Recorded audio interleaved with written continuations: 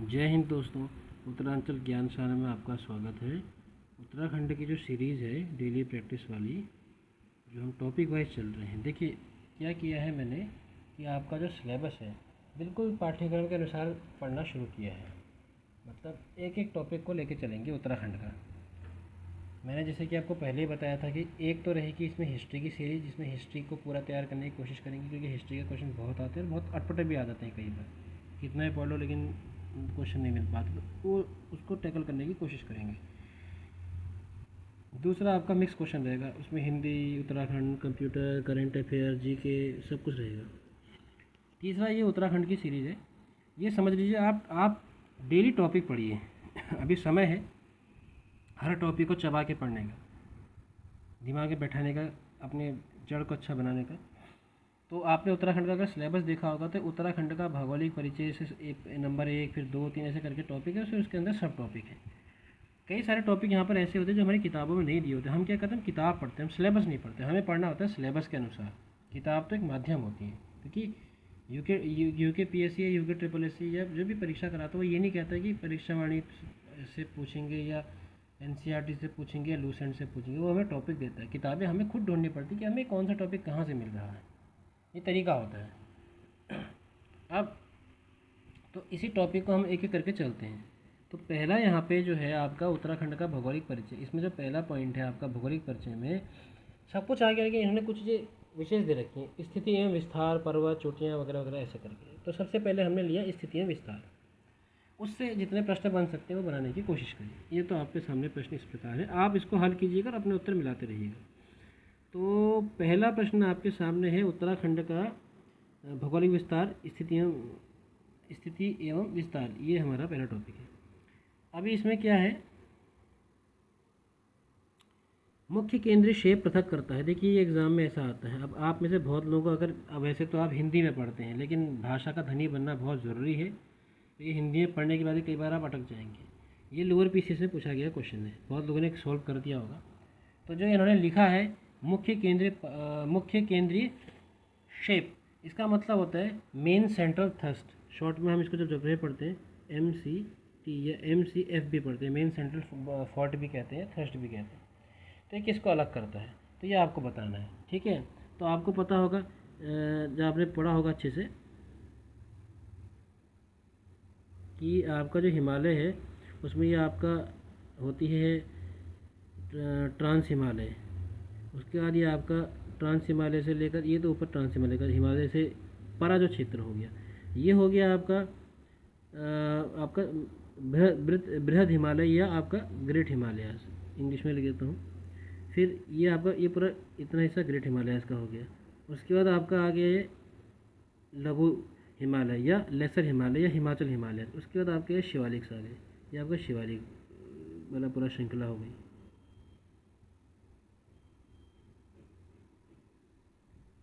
तो ये पूरी श्रृंखला आपकी शिवालिक वाली हो गई। ये जो बीच में पूरा है ये आपका स्मॉलर हिमालयास हो गया, स्मॉलर हिमालयास।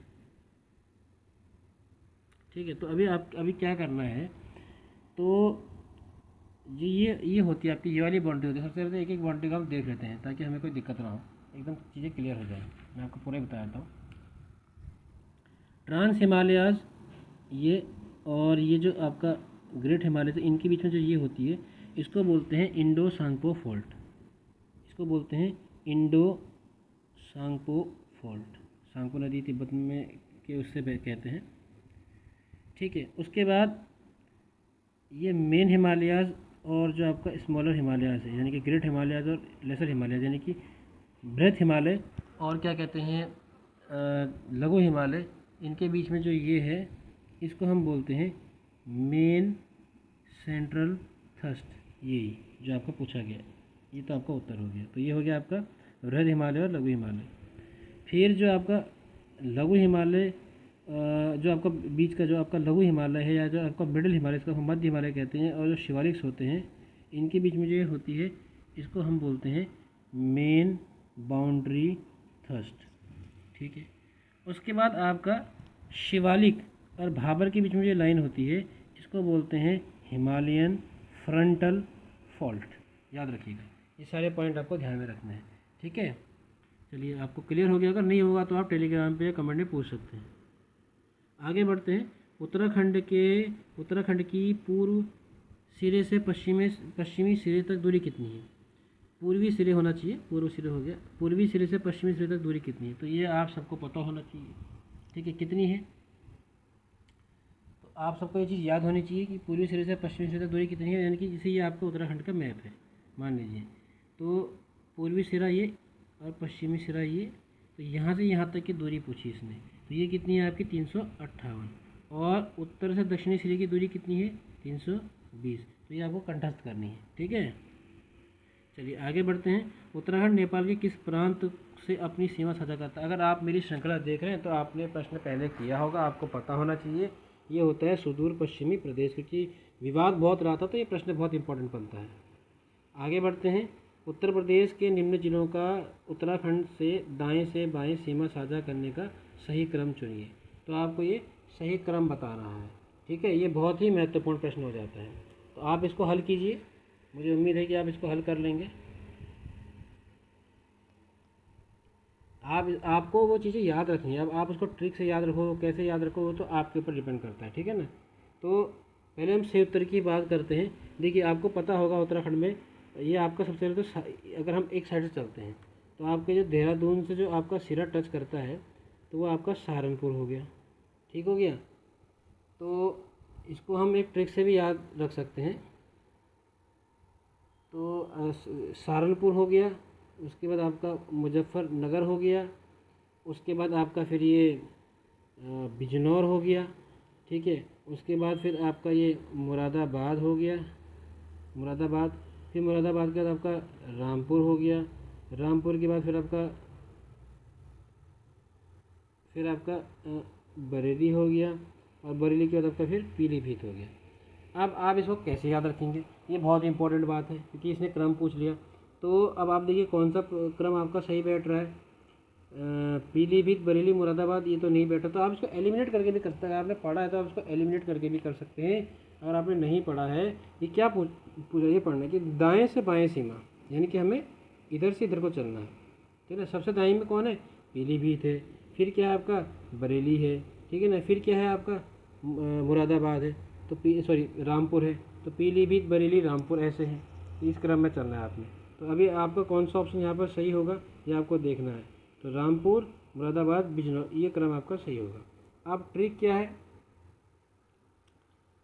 तो हमने आप इसको अपने कई तरह से ट्रिक बना सकते हो, ठीक है ना। जैसे हम ऐसे याद कर सकते हैं कि अगर मान लीजिए एक ट्रिक बनाते हैं याद करने के लिए, दिमाग में बैठाने के लिए। तो सहारा, इसको ऐसे कर लेते हैं हिंदी में, सहारा मुझे बिना दिए मुड़े, या आप इसको लिख लीजिए, यहाँ पर लिख पाना थोड़ा मुश्किल हो जाएगा।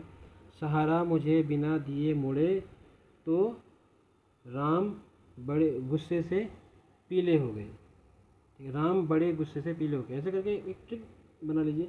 तो सहारा, सहारनपुर, सहारनपुर, मुजफ्फरनगर, बिजनौर, आपका फिर मुरादाबाद, फिर आपका रामपुर, फिर आपका बरेली, पीलीभीत।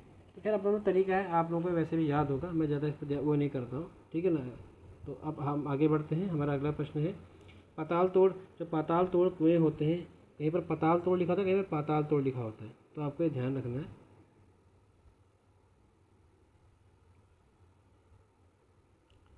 तो आपके जो ये पाताल तोड़ कुएँ होते हैं हिमालय के किस भाग में पाए जाते हैं? तो आप सबको पता होगा ये आपके तराई भाग में पाए जाते हैं, ठीक है। चलिए आगे बढ़ते हैं। अगला प्रश्न है आपके उत्तराखंड के कितने ज़िले मध्य हिमालय क्षेत्र में आते हैं? अब ये आपको गिनती करना है, मध्य हिमालय क्षेत्र में आपके कितने ज़िले आते हैं, ठीक है। तो आप इसको गिनती करिए, मध्य हिमालय में कितने आते हैं। तो देखिए कहाँ, उधर शुरू करते हैं बाई तरफ से। आपका ये चीज़ें रटने वाली नहीं होती, ये सारा हिस्सा है ना, इसको आप ज्योग्राफी से एक पन्ने के अंदर मैप बना के पढ़ सकते हो। तो आपका उत्तरकाशी हो गया, ठीक है। देहरादून, सबसे पहले देहरादून हो गया, क्योंकि देहरादून में भी के हिस्से में भी ये आपका जो मध्य हिमालय क्षेत्र होता है देहरादून में भी आता है। तो आपका देहरादून हो गया, फिर आपका उत्तरकाशी हो गया, आपका टिहरी हो गया है, आपका रुद्रप्रयाग हो गया, आपका पौड़ी का हिस्सा हो गया, लगभग ये आता। उसके बाद आपका चमोली का हिस्सा हो गया, आपका अल्मोड़ा हो गया, आपका नैनीताल हो गया, आपका बागेश्वर हो गया, आपका चंपावत हो गया, तो पूरे मिला के आपके 10 जिले हो जाते हैं। तो ये 10 जिलों में आपका ये क्षेत्र फैला हुआ है। अब आपको इसको बिल्कुल कंठस्थ रखना है, ठीक है। तो मध्य हिमालय क्षेत्र कितने जिलों में आता है? मध्य हिमालय क्षेत्र, अच्छा कोई जिला छूट तो नहीं रहा हमारा, एक बार देख लेते हैं, मुझे लग रहा है थोड़ा गड़बड़ हो रहा है। मध्य हिमालय क्षेत्र में और क्या आता है आपका? चंपावत, चंपावत है, इसको हमें मैप से गिनना पड़ेगा। देहरादून हो गया, आपका उत्तरकाशी हो गया, आपका टिहरी हो गया, उसके बाद आपका पौड़ी हो गया, रुद्रप्रयाग हो गया, चमोली हो गया, अल्मोड़ा, नैनीताल, बागेश्वर, पिथौरागढ़, चंपावत। जी पिथौरागढ़ छोड़ गया था गिनती में। तो ये हमारा उत्तर क्या हो जाएगा अभी? 11। तो कितने ज़िले मध्य हिमालय क्षेत्र में आते हैं? 11 ज़िले। कुछ लोग उसका रट लेते हैं, वो बड़ा ख़तरनाक होता है जो रट लेते हैं। खैर ये तो नक्शे से करने वाला प्रश्न है, इसको आपको मैप से करना है, ठीक है। चलिए आगे बढ़ते हैं। उत्तराखंड की भौगोलिक स्थिति के बारे में कौन सा सही है? तो ये आपको बताना है कौन सा सही है। ये भी आपको पता होना चाहिए, क्योंकि कभी कभी पूछ लेते हैं, माना कि वीकेपीएससी कभी कभी ऐसे क्वेश्चन डाल देता है, तो आपको ये चीज़ पता होनी चाहिए। तो ये कहाँ से कहा था कि आपको पता होना चाहिए? अगर आपको याद है तो आपका देखिए, जो आपका ये उत्तराखंड का मैप है, ये आपका लॉन्गिट्यूड हो गया, यानी कि देशांतर हो गया। तो इतना पूर्वी देशांतर से इतना तक हो गया। फिर ये आपका ऊपर ये इतना डिग्री पूरी देशांतर से इतनी डिग्री पश्चिमी देशांतर हो गया, वेस्टर्न लेटीट्यूड, सॉरी लैंगिट्यूड। फिर ये आपका नॉर्दर्न और साउदर्न, यानी कि आपका उत्तरी अक्षांश जिसे कहते हैं, और ये आपका दक्षिणी अक्षांश हो गया, ठीक है। तो ये आपने पढ़ा ही होगा, ठीक है। मैं ज़्यादा तो यहाँ पर नहीं समझाऊंगा क्योंकि वीडियो बहुत लंबा हो जाएगा, यहाँ पर हमें सिर्फ रिविजन ही करना है। तो आपको पता होगा 81.02 से लेकर 77.34। तो ये हो गया आपका ईस्टर्न में हो गया 81.02 से लेकर 81 डिग्री 0 मिनट से लेकर आपका 77 डिग्री 34 मिनट तक, ये हो गया, ठीक है। और आपका नॉर्दर्न और साउदर्न कितना हो गया? आपका उत्तरी दक्षिणी कितना? उत्तरी हो गया 31 27 से आपका 28 43, ठीक है। आपको कितना हो गया? 31 27 से लेकर आपका 28 43, ठीक है। तो आपको ये थोड़ा याद रखना है, आप कैसे भी इसको याद रख सकते हो। तो अब इसमें से हम देखते हैं कौन सा है, ठीक है। तो ये तो 28 डिग्री 43 मिनट से लेकर 31 डिग्री 27 मिनट उत्तरी अक्षांश हमें कह रहा है, ठीक है। तो 31 डिग्री 28 डिग्री 43 मिनट से करीब, ठीक हो गया, इतना तो हमारा ठीक है। हम दूसरा देखते हैं 77 31। तो 77 31 तो नहीं है हमारा, क्या 77 34 और 80 हमारा 81.02 है, 81 डिग्री 02 मिनट। तो ये तो हमारा गलत हो गया, ठीक है। उसके बाद 77 34 81.02 28 43 31 37, ये तो कह रहा है, लेकिन क्या कह रहा है कि 77 डिग्री 34 मिनट से 81 डिग्री उत्तरी अक्षांश। तो ये हमारा उत्तरी अक्षांश नहीं है, ये हमारा क्या है? ये हमारा ये पूर्वी और पश्चिमी देशांतर है। तो ये हमारा वैसे कट हो गया। तीसरा देखते हैं 28 डिग्री 43 मिनट से 31 डिग्री 27 मिनट उत्तरी अक्षांश, ठीक हो गया। 77 34 से 81 पूर्वी देशांतर, ये तो हमारा ये ऑप्शन हमारा सही हो गया, ठीक है। तो आप इसको याद रख सकते हैं, आप इसको मैप से देख सकते हैं, क्योंकि ये आपका उत्तराखंड है और इसके यूपी आता है। यूपी में यहाँ पर आपका इलाहाबाद का नैनी है, जहाँ से 82.5 डिग्री वाली लाइन जाती है, जो आपका समय रेखा है, ठीक है। तो आप एक अंदाज़ा लगा सकते हैं कि ये इसके बाद एक ही ब्लॉक का दूरी होती है। तो 82.5 यहाँ होगा, तो यहाँ लगभग 81 के आसपास होगा।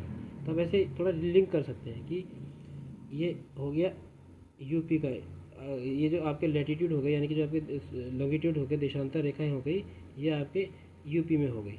उसके बाद एक ही ब्लॉक का दूरी है, आपका उत्तराखंड शुरू हो जाता है, ठीक है। उत्तराखंड की बॉर्डर ये आ जाती है, एक ही ज़्यादा दूर नहीं है।